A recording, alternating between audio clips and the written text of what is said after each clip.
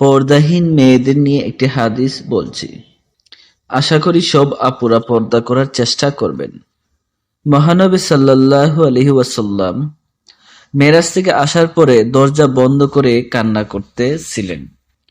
তখন উনার মেয়ে ফাতেমা রাদিয়াল্লাহু তাআলা এসে জিজ্ঞেস করলেন, বাবা আপনার কি হয়েছে?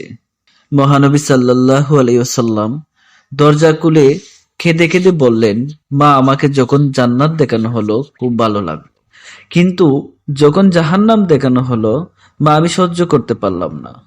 সেখানে শাস্তি এত বেশি যা সহ্য করা যায় না, আর সেই জাহান্নামে নারীদের সংখ্যা বেশি ছিল।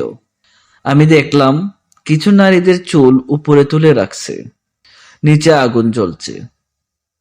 তাদের চিৎকারে মনে হচ্ছে জাহান্নাম ফেটে যাবে, কিন্তু কোনো ফেরেশতারা তাদের আগুন 1 মিনিটের জন্য বন্ধ করে না। তখন আমি জিবরাইল আলাইহিস সালামকে জিজ্ঞেস করলাম, এদের এভাবে শাস্তি দেওয়া হচ্ছে কেন? তখন জিবরাইল আলাইহিস সালাম বললেন, এরা হলো সেই নারী যারা দুনিয়াতে পর্দা করে চলতো না, যে নারী রাস্তাঘাটে চুল বের করে হাঁটতো, যে নারী বেহায়াপনা করেছে।